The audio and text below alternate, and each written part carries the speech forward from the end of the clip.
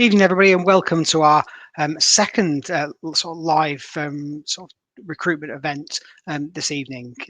We'll get everybody to introduce themselves in a second, but first of all, my name is Mark Callum, Assistant Chief Constable at Dorset Police. Tonight's focus is going to be very much on those who are perhaps in the military or ex-military are thinking of joining policing and transferees. But if there's people on the calls where they're none of those, but feel free, still put your questions in, and we'll try and answer as many questions as we can tonight from that perspective. So if you've got questions, pop them in the chat, and then we can pick those up as we go through. So from my perspective, I joined policing 26 years ago now. I left school, didn't complete my A levels, took a vocational qualification up, and then joined Greater Manchester Police. And I transferred to Dorset in around 2006. My experience from me, I've worked my way from being a constable on the streets up to the assistant chief constable rank, and I've worked as a frontline response officer, worked in neighbourhood policing teams, and also accredited detective as well. Working in CID, intelligence, covert policing, and a variety of jobs. And policing is, every day is different, and it is a job like no other. But it's a great job, and it's a great job helping people, and that reward you get from helping people, often in their most difficult places, and great camaraderie in terms of a family approach, with great friends in the organisation as well, all looking after one another through some often difficult times. I've had a variety of roles in command roles, still been involved in public order, public safety, so riot policing for sort of using a local colloquial term, through all of my career, and also firearms command as well from that perspective. My point of telling you that isn't to sort of say, oh, look at me, I've done all these things. It's really to demonstrate to people that actually policing has so much to offer. It's more than working in neighbourhoods, CID, response training. It gives you opportunities to do different things, and really diversified, either going laterally or even going up in the ranks as well. So I just, and we'll hear in a second from other people about their stories of where they're at, which will hopefully give you a bit of a flavour of some of the opportunities in policing as well. So I'm going to introduce everybody, get everybody just to have a quick few minutes just explaining their journey and what their roles are. So first of all tonight, if PC Barker, shall I bring you in just so you can give yourself a quick intro? Well, you might be on mute there. Just put yourself off mute. That's great. Apologies, there we are. I'm Peter Barker. I'm currently working in Boscombe Response here. I transferred in from West Midlands Police. That's where I joined. I was on the DHEP programme. So joined West Midlands, did my 2-year probation, where I was then posted to a neighbourhood team for approximately a year. And then I joined the firearms department there. Later on in the year, my family moved down Dorset Way quite early on. So when I saw an opportunity and I was able to, I saw the advertisements for ARV transfers down to Dorset. So I jumped at the chance to come and move down to a much nicer place than where I was working in West Midlands, and joined Dorset Police. And I've been down here since March now, and been enjoying the difference in my days off down here. Great, thanks. ARV, that's armed response vehicles, isn't it? So you came down as you transferred us onto the armed response vehicles. Is that right? Yes, that's correct. Yeah. Great, excellent, thanks. If I bring in PC Claxton next. Thank you very much, sir. Yeah, I'm PC Dan Claxton. I'm ex-military. I spent 23 years in the military, but prior to that, I'm Dorset born and raised. Joined the Air Force at 17 because I absolutely detested academics. Dropped out of my A levels because I just wasn't getting on with them and wanted a challenge. So joined the Air Force, saw the world, and in that 23 years, I had attachments to the Army, the Royal Navy. So do have a flavour of what it's like for military leavers that do want to join the programme. And then decided to do my academics and actually get a degree while I was in the military, and have now joined Dorset Police in March this year as a degree holder entry programme on the DC route. Graduated from training in September, and I'm now on the volume crime team, which is the easiest way to describe it is lots of it, but not very complicated. So things like theft, assaults, all the way from common assault to actual bodily harm, vehicle theft, domestic abuse cases, and malicious content. And I've been doing that for the last 3 months, and it's been absolutely brilliant. Great, thanks. So if you sat there as a potentially in the military, or you know someone in the military, got some questions, pop them in the chat. We can then hopefully Dan can help with his experience as well of transferring across from military to police. So thanks. Right, so should we go to Clara next? Yes, absolutely. Good evening, everyone. My name is Clara Sutercourt, and I am a Positive Action Officer. My team, we are supporting individuals who are currently underrepresented in the police, and we start the support from the application process up until the interview. It is like a one-to-one mentoring program. It's very useful because when you start your application, you might find that the amount of information you have to go through can be too much sometimes or intimidating, and that's what we do with our support officers. We break down the information and then we offer the help on a step-by-step basis for every stage of the recruitment process. So this is what I do, and happy to be here. Great, thanks, Clara. Thanks for your time tonight. And then I'll come over to Rachel. And Rachel, if you want to introduce yourself, and maybe if you just give us a bit of a précis as well of some of the entry routes, just to help. Yeah, sure. Thank you so much. So my name is Rachel Towers. I'm one of the senior resourcing officers. I work mostly on the uniformed portfolio. So that's our police officer, new recruits, transferees, PCSOs, that sort of thing. I've been in the force for 12 years now. I started off as an apprentice and I've been in recruitment the entire time. Recently achieved my CIPD level 5. So yeah, brilliant opportunities within the force. So just moving on then briefly to sort of what we're here to talk about this evening. So we do now have 4 entry routes in order to join as a police constable. So that's for our new recruit police constables. So we have the police constable degree apprenticeship. As you'll probably hear throughout the event, we love an acronym. So that's also referred to as PCDA. That is the entry route where you gain a degree throughout your training. Then you have the degree holder entry program, which is DHEP, also available as the detective route, so that's DHEP DC. And with that one, you gain a diploma to be attached to your existing degree. Our third entry route is our professional policing degree, or referred to as PPD. So these are for the individuals who have already obtained that degree at university. And then you come along to us and do a 2-year training program.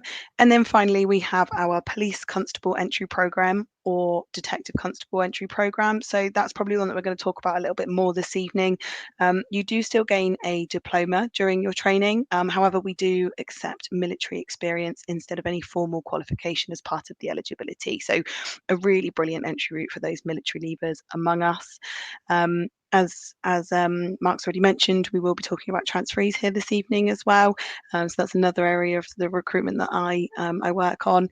And we do also have a relocation package available for transferees from other Home Office forces coming in to Dorset. Great, thanks, Rachel.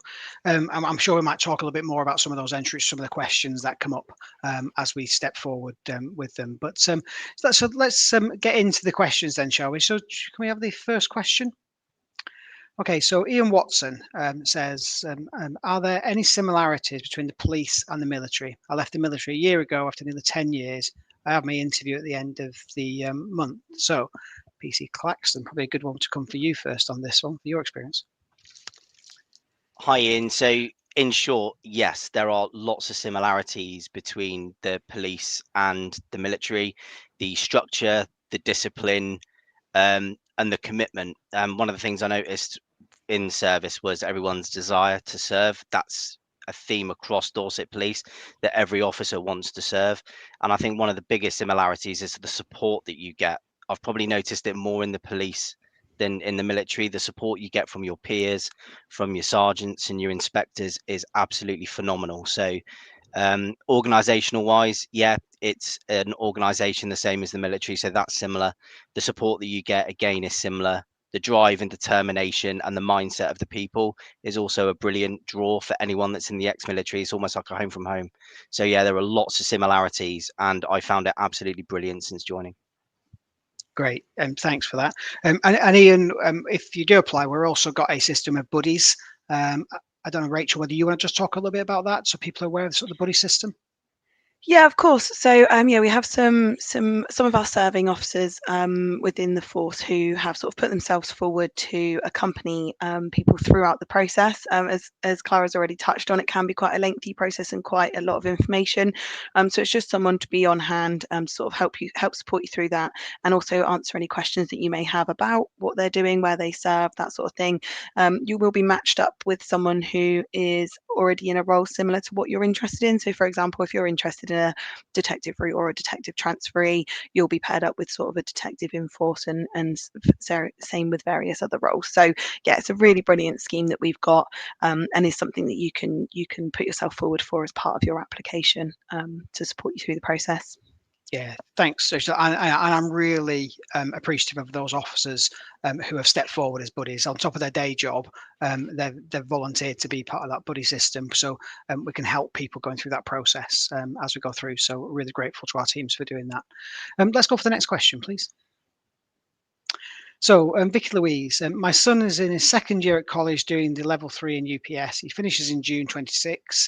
Can he apply for an apprenticeship now, or does he have to wait until he passed in June 2026? Rachel, that's definitely one for you.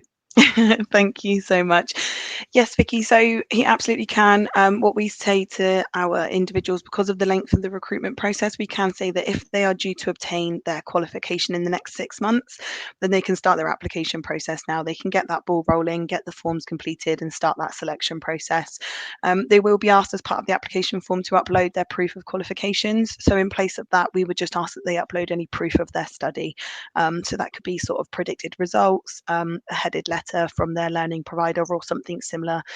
It just makes sure that when my team go through and double check their application, they're not going to be told they're not eligible, because it just proves that they're going to be completing that qualification in the next 6 months. So yeah, absolutely pop an application in. Yeah, absolutely. Thanks. Yeah. So the clear advice: get your son filling that form in, and if there's any questions that your son's got or anything, we're always willing to engage people to answer questions. Etc. There's a lot of information on our websites, isn't there, Rachel? But if you've got any other questions, get in touch with us. We want to help people who want to come in. It's great he's doing that course as well to get him geared up, ready for public service, which is fantastic. Next question, please. Okay, so Pablo Blanco, good evening. I have a few questions regarding the PSET program and direct transfer. I'm currently serving as a police constable in the non-home office force, and I've been in this role for 20 months. Prior to this, I served within the FCC, so that's a Force Command Centre. I'm assuming that's for Dorset Police, so the Force Command Centre, Dorset Police, for 7 years. I also have 7 years experience within Dorset Police Special Constabulary. My questions are: would I need to provide a training record if I was to direct transfer? And also, what records would be beneficial? Alternatively, would I be better? And I think we've lost a bit of it there. So if there's a bit more question there, we'll get that up in a second. But Rachel, do you want to have a stab at that one for us? Yeah, absolutely. So we've obviously touched on our home office transferees. We do have a process for non-home office transferees as well. So that does sit under a separate advert, but that's just so that we can make sure that we're linking in with you and sort of drawing on that experience that you may have already obtained. It may be that if you're successful at the selection process, we request a copy of your training record if you have it, just to see if there's any transferable skills that the learning and development team can carry across. It would be likely that you would go onto the PSEP route in terms of training, but it might be that your selection process looks slightly differently. But we do have a look at those on a case-by-case basis, Pablo. So what I would say is, it looks like we lost a little bit of your query. So if we haven't got that in the chat, do pop us an email, or if you've already put an application in, one of the team will make a note of your name, and we'll have a look at that and come back to you on that one, and we could potentially have a bit more of an in-depth conversation one-on-one with you, just sort of cover off any questions that you may have. Great, thanks. And what's the best way for Pablo to get in touch to have that conversation, Rachel, with us? Best case would be email in the first instance, and it just detail all those questions that you've got on there, and then I can direct the best member of my team to help you, because it may be that actually you require a supervisor potentially to talk it through with you if they're a bit more of a complex question. We do have our number on the Force website, and we're option 1 on that, but you will potentially get a mixed bag. So you might get someone who deals with police community support officers who might not be able to help you straight away, but they will absolutely pass your message on and get the right person to call you back. So yeah, pop us an email in the first instance and your availability for a call, and we'll give you a call back. Great, thanks. And Pablo, get that email written for us, and we can help you answer those questions as soon as we can as well. We're really supportive. You sound like you've got a huge amount of experience there, Pablo. That would be really interested and understand how we can help you take the next steps, potentially to get into the force. So yeah, look forward to that coming in. Great, let's go for the next question. So Paul Holmes, what are the upper age limits for ex-military? Rachel, it's another for you. Thank you so much. Yeah, so we don't have an upper age limit for police constable applications at the moment. Obviously, there are a number of selection processes to go through, and then some prerequisites, which include sort of vetting, medical, that sort of thing, and successful completion of all of those will get you your offer. But at the moment, there's no upper age limit. Excellent.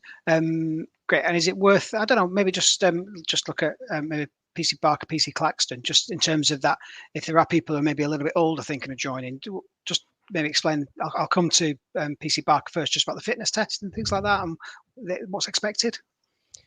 Yeah, so the fitness test just for standard PC is 5.4 on a bleep. It's very achievable. It's not too taxing. Obviously, I'd implore anyone who's thinking of joining to sort of do a bit of training before, because once you get into role and you start working on these sort of personal safety training elements, there is obviously a physical demand with this job. So it's something that you just need to sort of keep on top of, but it's certainly achievable for anyone. I've certainly worked with guys, certainly West Midlands, some ex-military leavers who joined the firearms department, sort of 50 plus, who see for that department you need to pass a 9.4 on a bleep test. So again, it's achievable for them. So I would say age isn't really a factor in that regard. Yeah, and if anybody's worried about sort of the bleep test and things like that, Rachel, can we just explain what type of things we do for people who might be worried about that in terms of support around things? Yeah, of course. Yeah, so the bleep test is a 15-meter shuttle, and it's up to level 5.4 for police officer new recruits. We do have a document on our Force website that can help you prepare for that. There's an app you can download to practice, and it is, if I'm being honest, the turning that tends to catch people out at the end of each lane, rather than the actual level of running itself. We also have a video in the works as well, which will be shared soon on the Force website and on our YouTube channels and such. So yeah, lots of support and lots of information out there on it. So lots of things that you can do. And once again, if you do have any issues or something's not clear for you, do reach out to us, and we can pop you in touch with a fitness lead who will be able to support you with that. Excellent, thanks. And we have, to give people reassurance who might be listening out there, we have a range of, recruits coming through at different age ranges. Some it's a second career. Some are coming in at sort of 18, 19, 20. It's a big variety, and actually that's what's really good about policing, because it's representative of our communities and representing having that different experience and life experience when you're talking to people, engaging with the public through the incidents that we're attending. Yeah, any questions on that, just put them in the comments box, or have a look at our website. Great, next question, please. So Megan Gross, I have 6 points on my license, 3 which have expired, are due to be removed from my license by the end of the month. Am I still eligible to apply? Rachel. Thank you. Yes, so you absolutely can. What we just ask you to do in terms of any driving offences or similar is to make sure that you put absolutely all of the information you have within that application form for us. If anything flags up, I think it's 3 endorsable fines within the last 12 months that makes you ineligible. So yours shouldn't be a problem. But what we would do at the point of your application being submitted is we'd link in with our vetting team just to get an early heads up as to whether that would be a problem or not. From my experience, I don't anticipate it would be. But like I said, just make sure you're popping all the information on the application form, and then should you get to the stage where a vetting form is required, once again, even though you've already told us on the application form, make sure you're putting all of that information on there so that the team can make an informed decision. But from my experience, that won't be a problem for you. Great, thanks for that. So next question, please. So Miles Pinkney, I'm a degree holder, interested in either detective or detective constable route. What are the advantages and disadvantages of both routes? How different is the detective route, and is it more advantageous to go in as a constable to gain more practical knowledge on the front line? Just looking, so in terms of the different routes, detective constable side, Rachel, we've commented on that already, but do you want to give any more context on that, and then I'll perhaps come to PC Claxton, PC Barker, any comments they want to add? Yeah, sure, no problem. So, yeah, you're completely right. Our degree holder entry programme does have both the police constable and the detective constable route. The training looks very, very similar, and it is only really during your second year that it starts looking slightly different, and you're started to be exposed to more of an investigative side of the policing rather than response. The difference within the recruitment process is that our detectives are required to do an investigation exercise, which the police constables are not required to do. So the selection process is slightly different. We get a mixed bag. I will leave the serving officers to sort of comment on it a bit more, but it's sort of more of what your interest is and what you find more interesting, whether it's sort of that investigative side of things or the response side of things. It would definitely benefit from obtaining a buddy. We can potentially even be cheeky and ask if we can get you in contact with two, so you could get a bit of a glimpse at both sides of policing. But yeah, it's really important that you have that think before you apply, so that you're on the route that's best for you and that's going to interest you most. But from a sort of recruitment process and training perspective, they're the main differences. Great. If I bring in PC Claxton, I appreciate you're not on the detective pathway. I can cover that off in a second. But if I bring in PC Claxton first, any thoughts from you?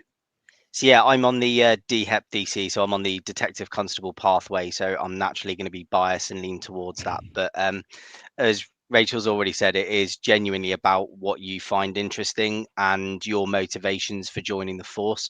For me, it's about the investigations, it's about the methodical approach to policing, and ultimately on conducting that investigation, trying to get justice for the victim. So for me, it's about the investigation, it's about the methodology and your application and approach to work. But saying that, on the DHEP DC route, we do get out and about, we do kit up, we do patrol, we do everything that our PC colleagues would do normally in our first year. And as Rachel said, it's only in our second year, when we start going towards our detective exam, that it changes.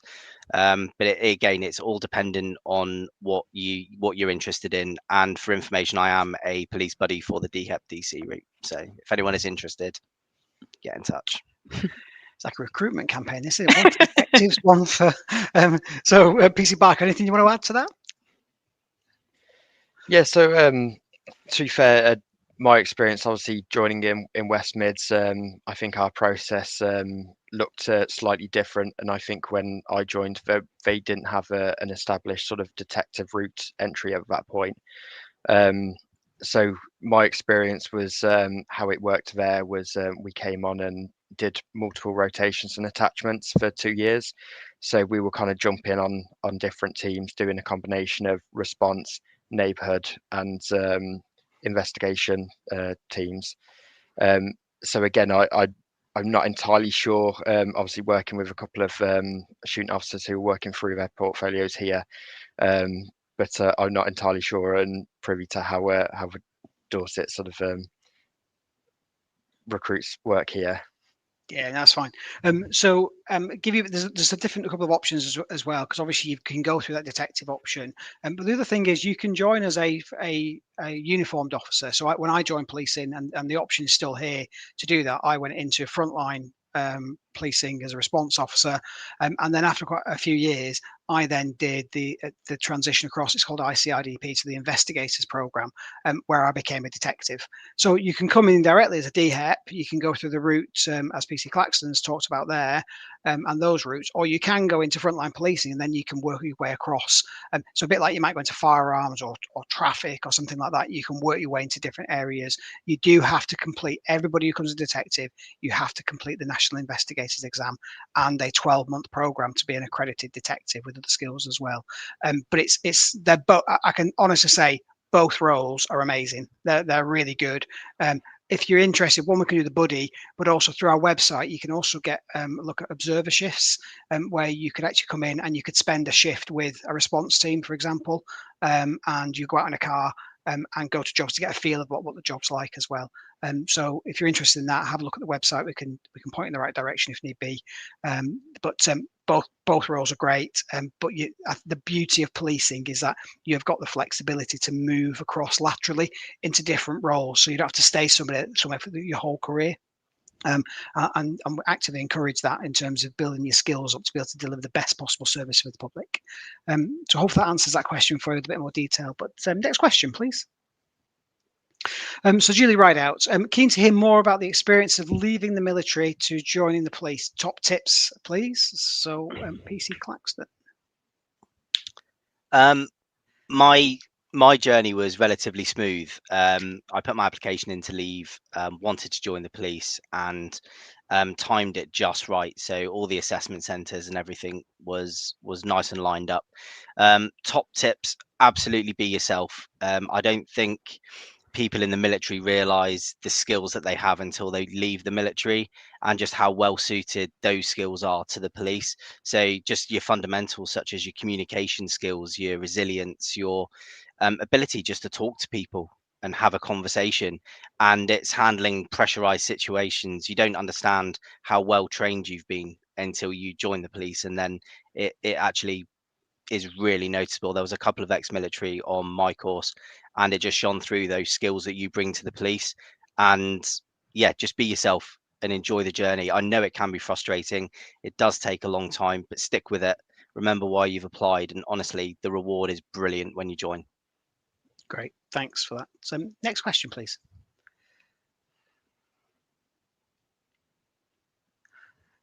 So Aaron Lee, why is the application process so lengthy? I applied once and was rejected with no reason given. Surely an interview might be a good start as opposed to writing war and peace questions.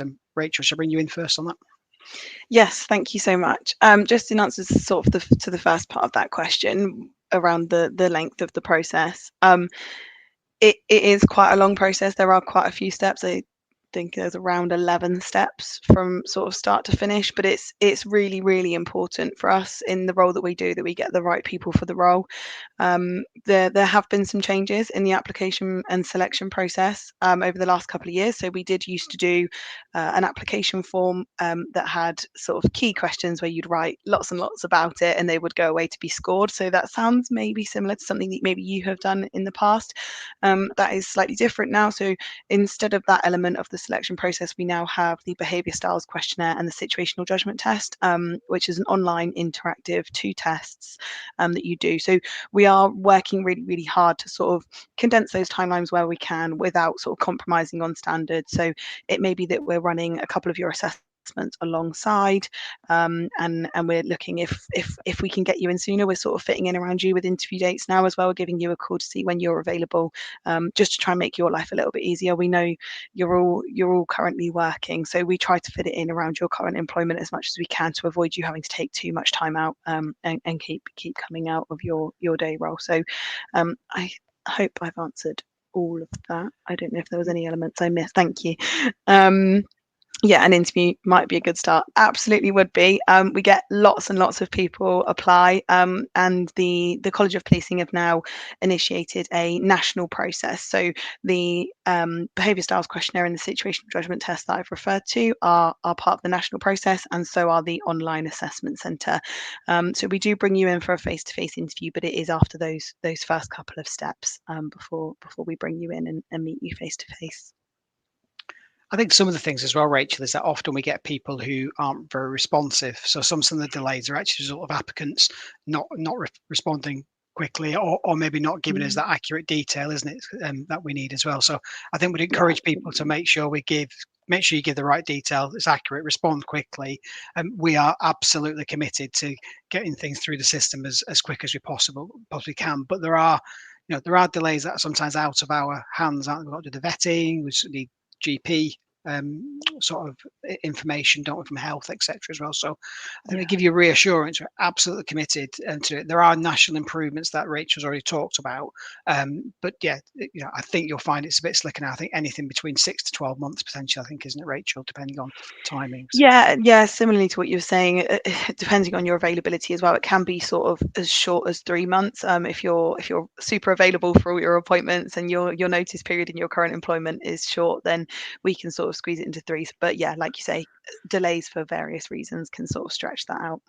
Yeah, and I remember going to join Greater Manchester, and I think I filled the application form in 3. I went to fill it in 3 times, and eventually on the third time I did it. So if you sat there at home thinking, do you know what, I'm not sure, etc., go for it. You've got nothing to lose, everything to gain. If you meet the criteria, you think you're going to be, be able to do the role, and you're good. And there's lots of information on the website. So try not to procrastinate. I think in this example, if you've been once, don't be downhearted with that.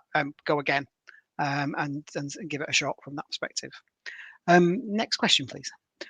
So Michael Gurney, how does the placement work if my application is successful? I will be living in Ferndown. Will I have a place close to where I live, or anywhere in Dorset? Do you want to answer that, Rachel, or do you want me to do it? Yeah, I'm happy to take it unless you want to.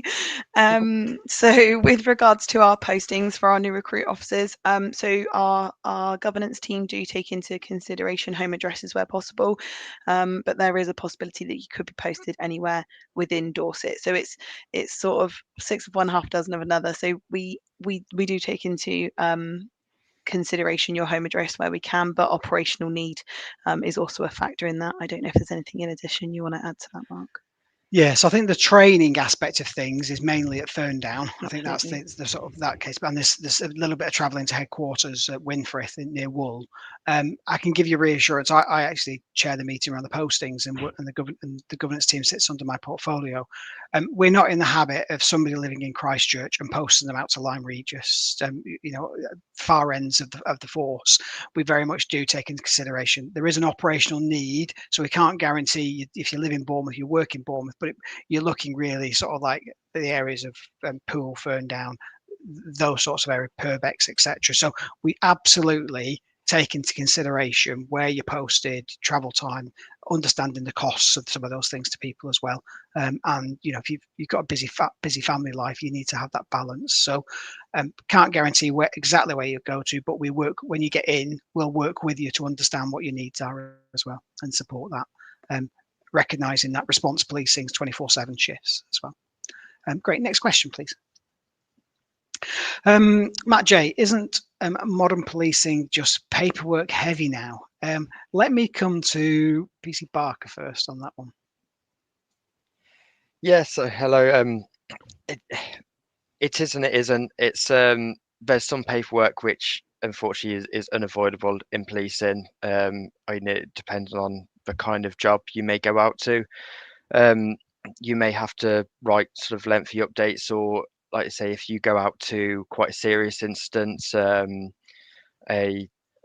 example, a nasty assault or something like that, and you have to take a statement, that is unfortunately going to be quite heavy on paperwork because you're going to have to pack a lot of detail into that.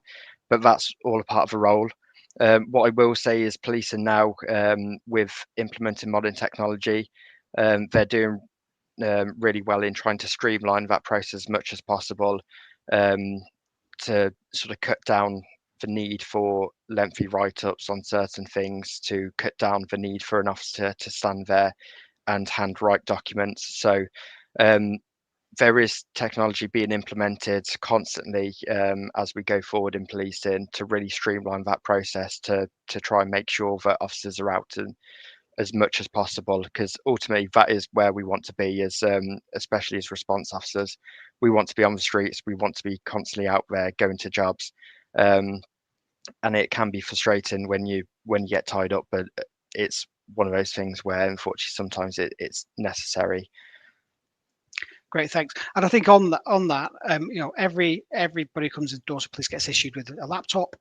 All frontline officers are issued with a mobile phone to use digital databases around things. We're doing work around lots of work around automation to try and take out administrative tasks. We're even starting to work with AI as well in terms of how we can use that, so we free off to time up effectively. So, but it's undoubtedly policing is about investigating crime and ultimately putting bad people behind bars or getting people dealt with for the offences they've committed, as well as safeguarding and making sure they're vulnerable. So, if you've got a vulnerable person, we've got to give that information to our partners. So it's a whole partnership approach.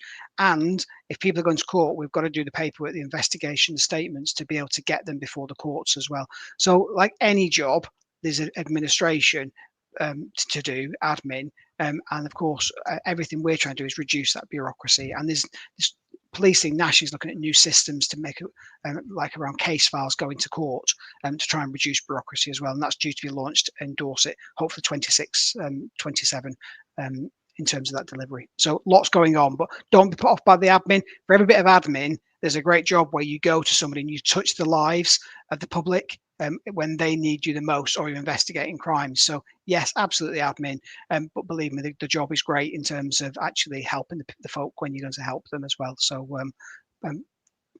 next question, please. Freya Skelton, if you're invited to book an appointment at an assessment centre, but all the appointments are gone, how long can you expect to wait for appointments to be added? Rachel. So this is a really recent development which we're really excited about. So unfortunately, our spaces do get booked up quite quickly.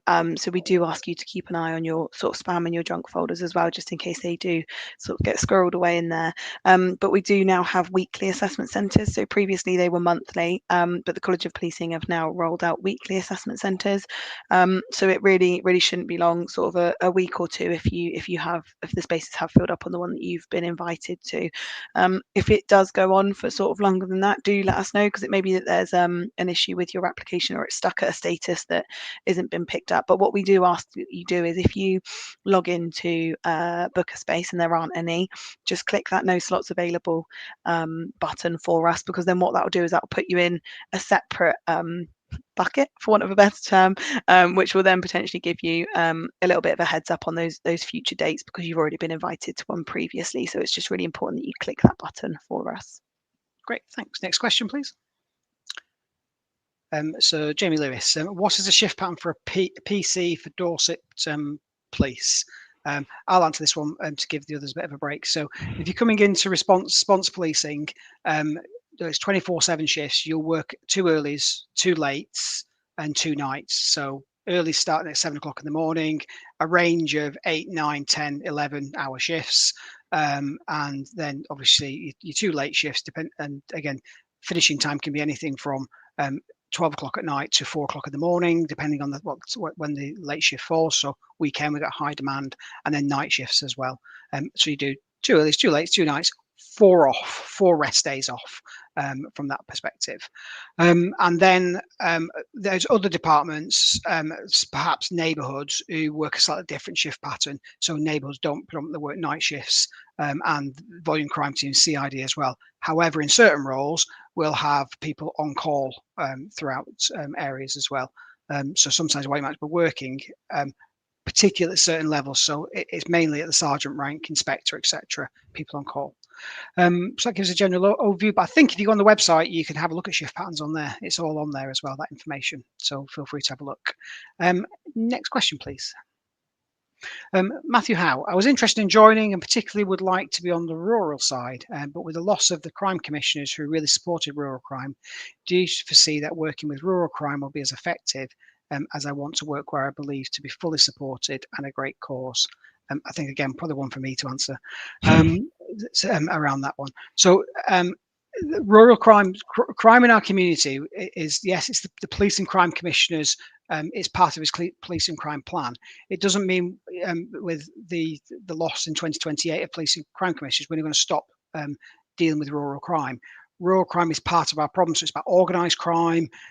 It's about the responding to the crimes that sits in our communities and the concerns. So actually, if you come into Dorset, we're quite lucky. We've got a unique force. So we've got coastal policing, we've got urban policing, and we've got rural policing as well. And even some parts of Bournemouth, Christchurch, and Poole have got some elements of rurality with it as well. So I wouldn't worry about that side in terms of Police and Crime Commissioner. Rural crime is here. We're tackling it, and it's very much here to stay in terms of our priorities of tackling that criminality. And rural crime could be anything from burglaries to plant theft to animal theft to lots of other things as well. So yeah, don't be put off by that. Come and join us, and obviously depending on where you're working, etc., you could find yourself working in a rural community. Next question. Alfie McIver Main, do you do apprenticeship for the mechanic side of things? I think Rachel can cover this. Yeah, of course. Yeah, so we do have a number of police staff roles that are advertised on our Force website. Some of those are apprenticeships. We do have an apprenticeship levy, so it will be mentioned within the advert if there's an apprenticeship available. We also do sort of internal processes for those as well. So as far as I'm aware, off the top of my head, we don't have any current mechanic apprenticeships out on the Force website, but do have a look on our Force website and sort of keep your eyes peeled for them, or even pop an email over to my colleagues in the police staff team. Their email will be on the Force website for you to reach out to them and they can advise. Great, thank you. Next question, please. So Hannah Kestin, hello, I was successful for my online assessments. I've been told I can retake them in 3 months from when I started, so January. How will I know to retake them? Rachel.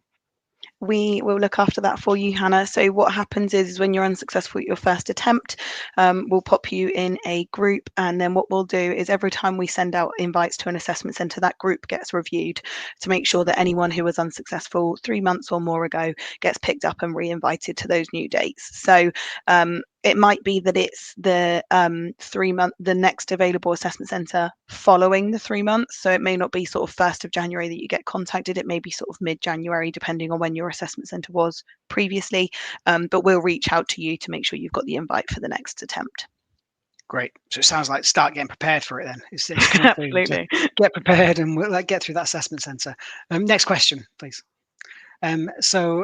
Nikolai Warren, if you apply for one role, can you change to another if you decide a different route would be better for you? Rachel, another one for you. Thank you. Yes. So what we tend to say is when you're looking at applying and you're looking to go through the process, just really have a look at those entry routes that are available to you and the ones that interest you most, specifically around sort of the qualifications you'll gain once you're in, and the length of that training as well. We can adjust your entry route throughout the selection process within reason. We sort of don't want you hopping backwards and forwards, but if you sort of get halfway through and you find out some information from your application buddy or something similar that changes your mind, we can absolutely do that during the selection process. However, once you're in and you start training, you are expected to complete the route that you start on before you then, as Mark touched on earlier in the call, start looking at specialisms or other areas. So it's just really important to sort of do that research and ask all those questions ahead of starting with us so that we can make sure you're on the right one. Great, excellent. Thanks. Next question, please. So Leanne McMillan, I've just been given dates for my final interview. What does the final interview day look like, and what sort of things should I revise or prepare for the day? So I'm going to come to you first, Rachel, and then I'll see if anybody else wants to add anything to it as well.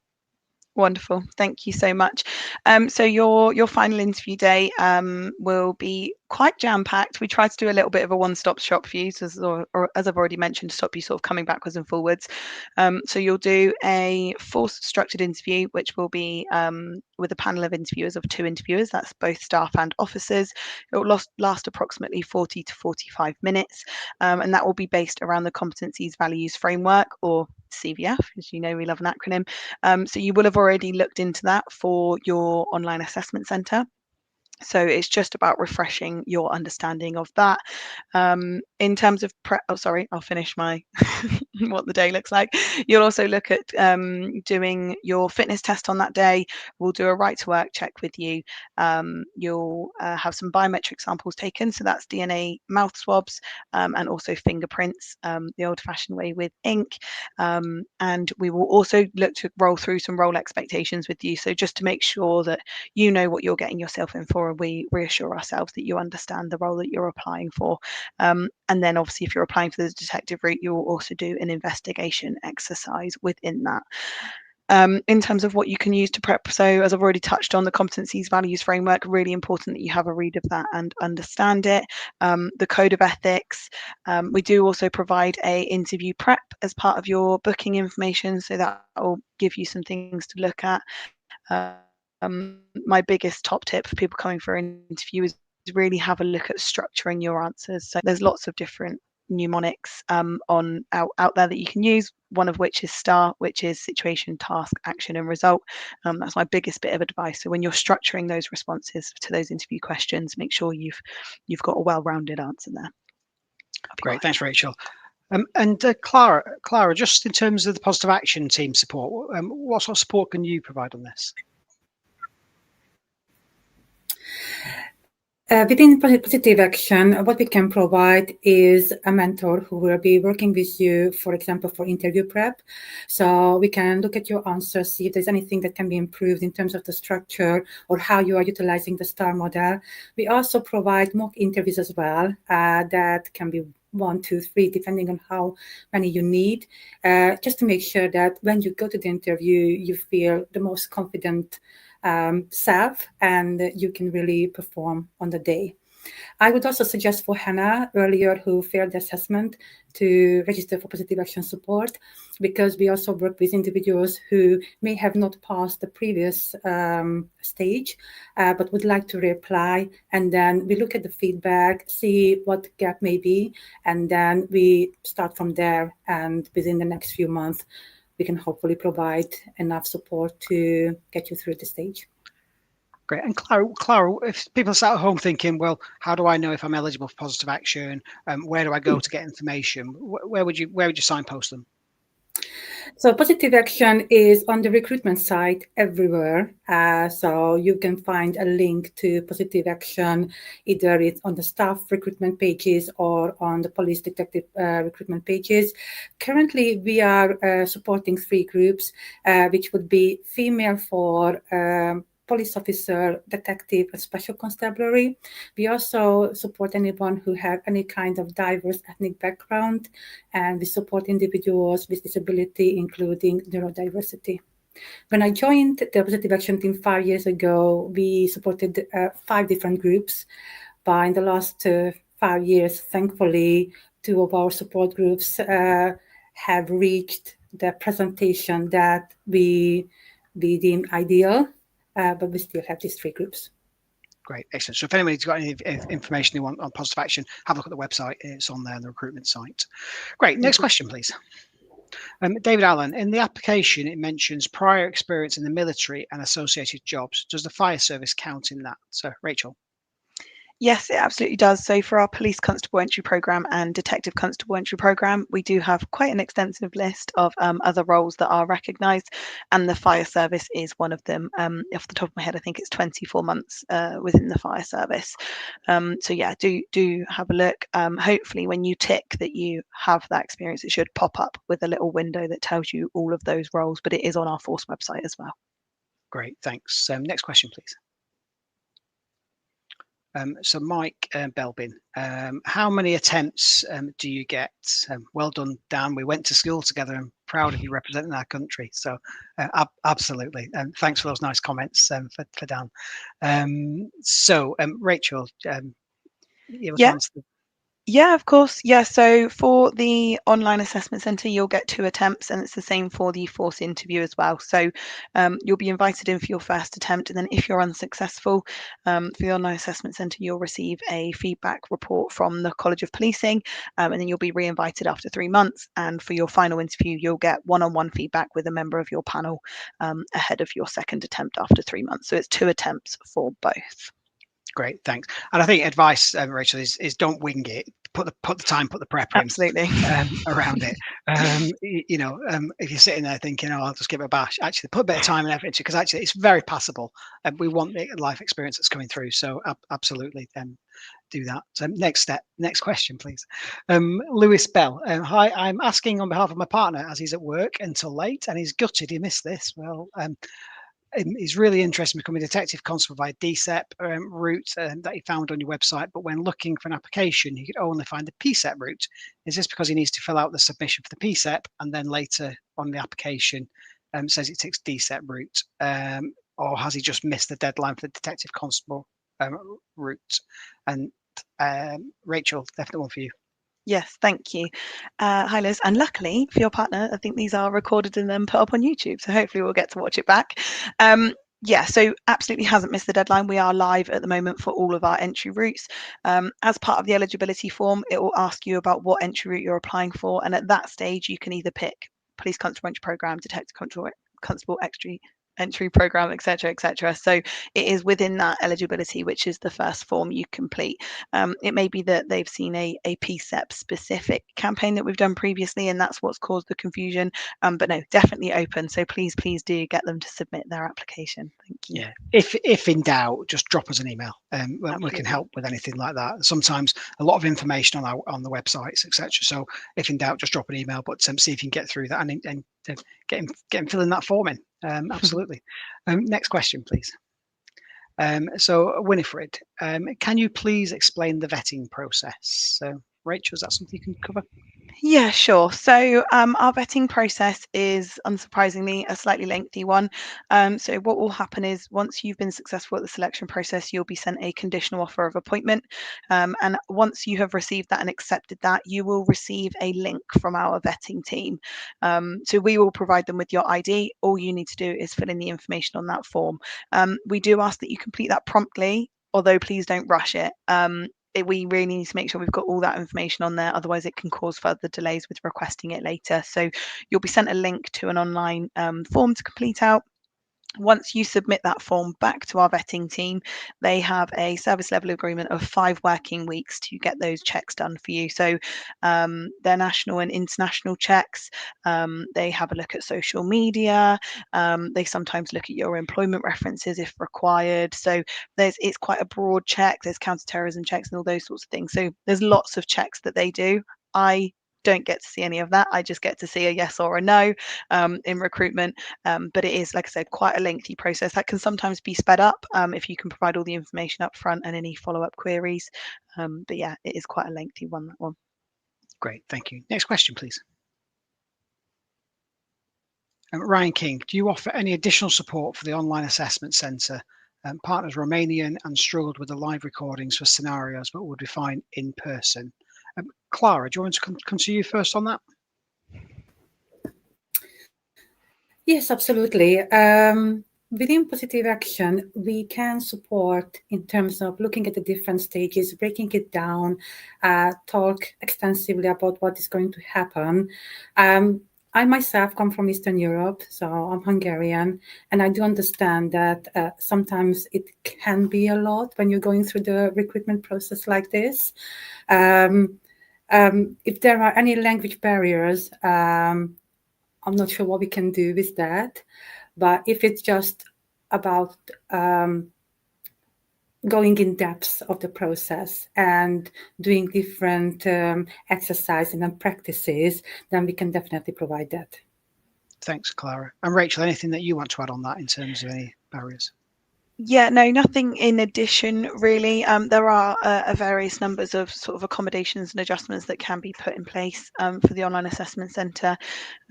We get a lot of those requests more based off of sort of disabilities, but we would sort of be guided by the Positive Action team. So I would definitely recommend reaching out to the Positive Action team. They have lots of helpful hints and tips that can support you through the process. Great, thank you. Next question, please. So Connor Cheeseman, what are the stages after passing the online assessment centre? Is there a timeline for the next stages upcoming for me? Rachel, can you help with that? Yeah, of course. So the stages after the online assessment centre are the final force interview, which I touched on very briefly already. They are being held periodically. So we've got quite a few dates coming up in December, and we'll be booking some in for January as well if you haven't already had them. Once you're successful at the final interview, that's when you'll start your prerequisite check. So we'll give you a conditional offer for a training date, and then we'll start your medical, your references, your vetting checks, and your drugs testing and that sort of thing. And then once you've done those final steps, that's when you get your formal offer. So you're almost halfway. So you're doing really well. No, great. And I think sometimes it can, towards the end, it can happen really quickly, can't it, as well? I think we get all those checks in and it is really quite swift at that point, isn't it? Absolutely. Yeah, excellent. Great. Should we go for the next question? So Charlotte Sykes, I've just completed the assessment centre. I was advised it's roughly 4 days to hear back if I was successful, but it's been almost 2 weeks. Do you know roughly how long to find out? Eagerly, obviously, waiting there for that next step. Any time frames that you can help with that, Rachel? Yeah, of course. So our online assessment centres, apologies if you've been given the incorrect information for that one. So for the online assessment centres, all of your recordings and information that you provide goes off to an assessor, and they are scored over 2 weeks. So you should hear after 2 weeks. The only reason that might be extended is if you have been given a 48-hour extension to complete your online assessment centre. So if for whatever reason, if you've been poorly and or your work's got really busy and you haven't been able to complete it within the 7 days, if you've reached out to us and asked for an extension, that will then potentially push your results on by a week. So that may be the delay. If neither of those apply to you, please do reach out to us, because it may be that we've sent it and it's gone into your spam or something similar. So do reach out to us and we can have a look at that one-on-one for you. Great, thanks. So normally we finish these events within an hour, but we've got lots and lots of questions. So we're going to carry on for a little bit, maybe for another 10 minutes or so. But if we don't get to your question, don't worry, we will reply through the social media channels, etc., to as many as we possibly can, and that means we'll reply to all of them. So Refreya Skelton, does where you're posted change day to day, week to week, or will you generally be stationed in the same area? I'll answer that one for you. So you're posted, and generally you stay in that posted area. Some people do, by request, move different areas because people move houses or whatever it may be.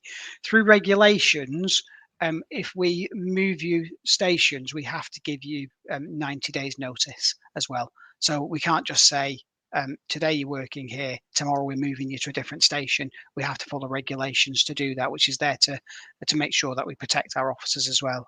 You can come to duty, let's say you come to Poole today, and that's your centre of duty. We can say, look, actually today, whilst you're on duty time, you're going to have to go and work in Bournemouth to cover.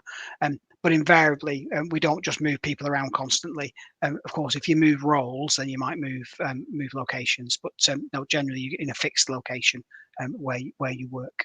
Next question, please. Samantha Woodbury. For the DHEP briefing exercise or in-person interview day, my question is there a preferred format for presenting your scenario briefing during the interview? Example, II March. Rachel. Thank you. We don't give out specific formats for your presentation. We, as I've already previously touched on, I would just say make sure that you do have some structure to your responses, and that's just to aid you in giving a really well-rounded response. So if I March works for you, do use that. If the star mnemonic is more preferable, but there is no set guidance on which format to use, and the assessors aren't given one to expect either. So yeah, we will provide you with some information on that, but again, preparation information will be available on the Force website and on the College of Policing website around that as well. Great, thanks for that, Rachel. There's lots of questions out there as well before we get the next one.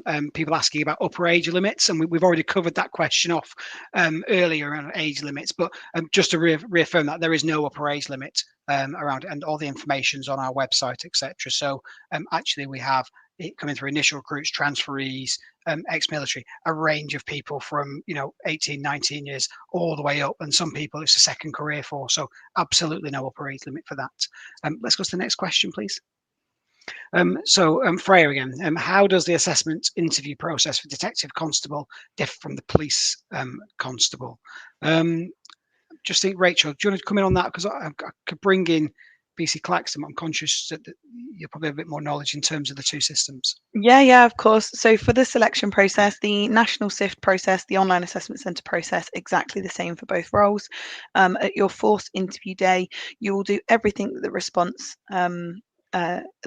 constables do, so that face-to-face force interview, but you will just do the detective investigation exercise in addition. So just to give a very, very brief overview of what that looks like, you'll be given a candidate information pack, and you'll be given 45 minutes prep to review that and make some notes. You will then go into a room with a panel of 2 assessors. You'll be given 10 minutes to give your response to the questions that you've been asked, and then you will have 15 minutes of follow-up questions by those 2 individuals that are a sergeant and a fellow DC. So that's the main difference in the selection process between response and detective. Great. And PC Claxton, and you've obviously done some of that sort of exercise. Anything you want to add? Just from a personal perspective, I actually really enjoyed the investigation exercise. I actually found it the most beneficial, and definitely the most enjoyable and stand out for the day from myself. So yeah, it's nothing to worry about. Just follow the briefing and you'll enjoy it. Great. Thanks very much. Cheers. Next question, please.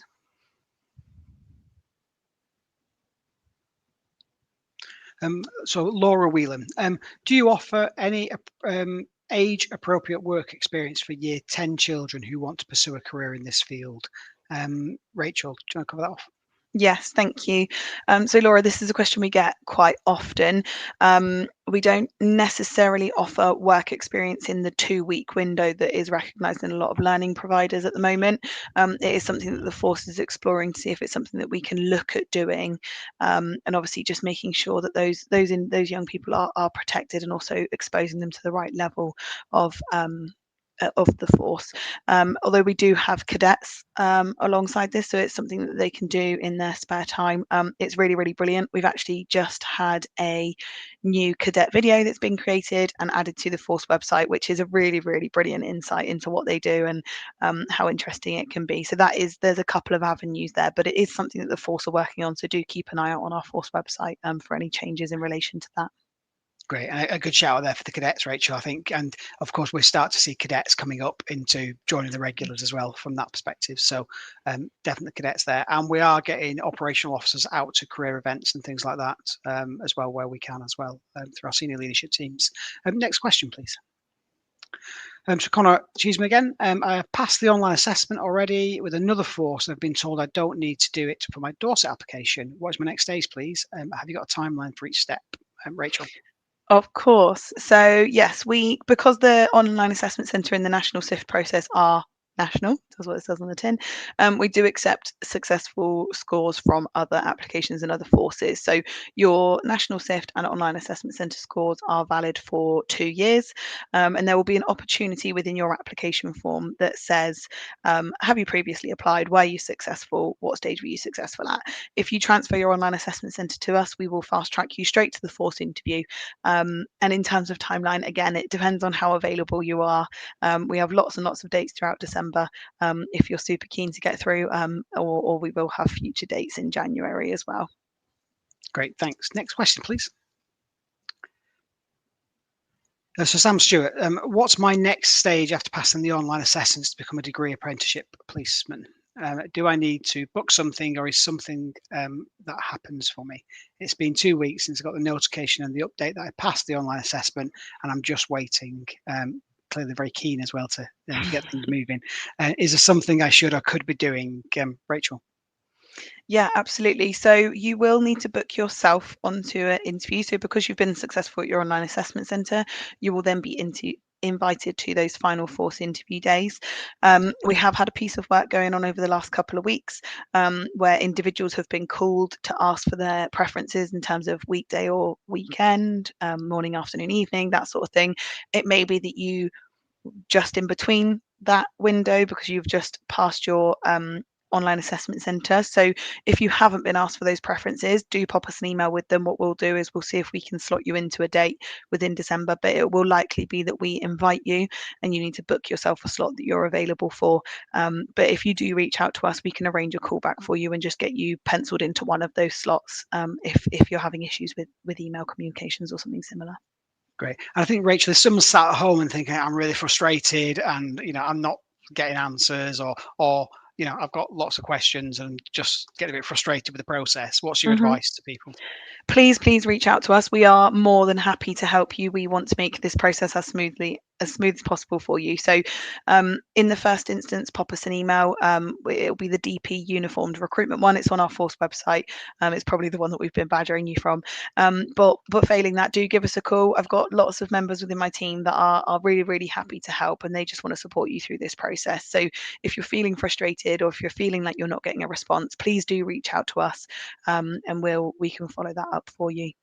Great. And, a shout out to the recruitment teams. They're super busy, working really, really hard behind the scenes and to make sure everything runs smoothly. So I know people can be a little bit frustrated with the process sometimes, and all the checks that have got to happen. So yeah, if you're frustrated, you're sitting there, drop us a line. Let's try and make things happen for you. That's great. Next one, please. So Nikolai Warren, if you're unsuccessful at one stage and reapply, do you need to do every stage again? Rachel, another one for you. Sorry, lots for you. That's okay. Yeah, so again, it depends what stage you get to. So if you're unsuccessful at the final force interview, you can use your National SIFT and Online Assessment Centre in future applications. They've got that 2-year validation. If you're unsuccessful at one of those earlier stages, you won't need to redo it. So it is those 2 stages are the only ones that have validity.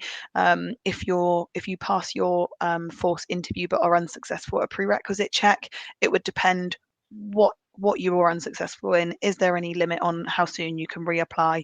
For example, if you're unsuccessful at vetting, they may put a year or a time frame on when you can reapply, and then that is when you would potentially have to redo some of the elements because of the time that's lapsed. But those first 2 elements have that validity of 2 years.